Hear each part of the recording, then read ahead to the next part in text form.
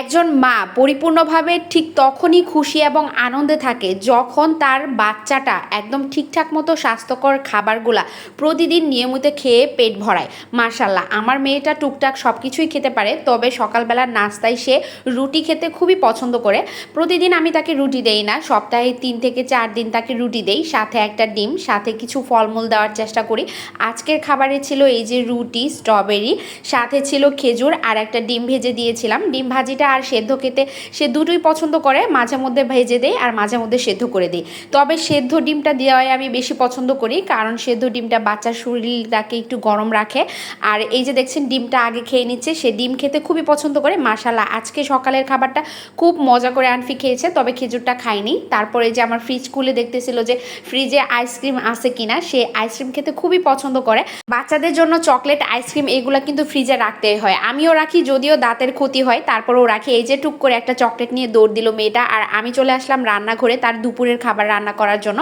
সকালের খাবারটা আনফি মাশাআল্লাহ অনেক মজা করেই খেয়েছে। আজকে দুপুরে তাকে ডিম দিয়ে আর চিকেন দিয়ে, সাথে এই যে কতগুলো সবজি দিয়ে মজাদার একটা ফ্রাইড রাইস রান্না করব। এটাতে আমি ঝাল অল্প দিব। আর এই যে সবজিগুলো দেখছেন, এই সবজিগুলোকে আমি সেদ্ধ করে ফ্রোজেন করে রাখছিলাম, যাতে বাচ্চাটাকে সারা বছর ধরে খাওয়াতে পারি।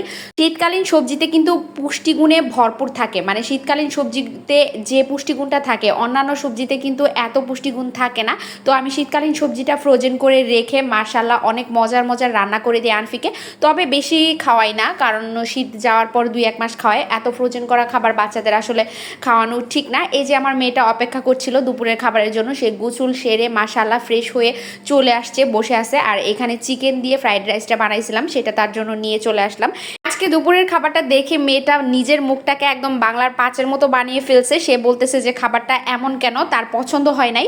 যদিও আমি আনফিকে কালারফুল খাবার দেওয়ার জন্য ট্রাই করি সবসময়, কারণ বাচ্চারা কালারফুল খাবার খেতে খুবই পছন্দ করে। একটু একটু করে নিয়ে নিজের হাতে খাচ্ছিল, সেইটা খাচ্ছিল চিকেন। সে কিন্তু ভাত বা সবজি একটুও মুখে দিচ্ছিল না। আর আমি এই যে খাবারটাকে গোল গোল করে শেপ দিয়ে রেখে দিচ্ছিলাম, যাতে সে নিজের হাতে নিয়ে খেতে পারে। এখানে অনেক রকমের সবজি রয়েছে, গাজর, ব্রোকলি, তারপর হচ্ছে পেঁয়াজ কলি, তারপর মটরশুঁটি, আরও অনেকগুলো সবজি দিয়েছিলাম। এই খাবারটা সে নিজের হাতে কিন্তু খাওয়ার জন্য আমি এইভাবে বল বল শেপ দিয়ে দিছি, কিন্তু সে নিজের হাতে খাবে না। তো কি আর করার, মোটামুটি অনেক স্বাদ পাঁচ বুঝিয়ে তারপর মেয়েকে খাওয়াইলাম। মাশাআল্লাহ শেষমেশ অনেক মজা করে খেয়েছে। দুপুরের খাওয়া শেষ করে আনফিকে নিয়ে একটু পড়তে বসাই, যদিও তার এখনও স্কুলে যাওয়ার বয়স হয়নি, তবে আমি চেষ্টা করতেছি যে টুকটাক করে তাকে শিখিয়ে পড়িয়ে নিয়ে তারপর স্কুলে যাওয়ার জন্য।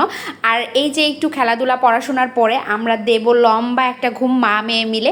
তো এই পর্যন্তই আজকের ভিডিওটা। সবাই ভালো থাকবেন, সুস্থ থাকবেন, আর পরবর্তী ব্লগ দেখার আমন্ত্রণ রইল। আল্লাহ হাফেজ।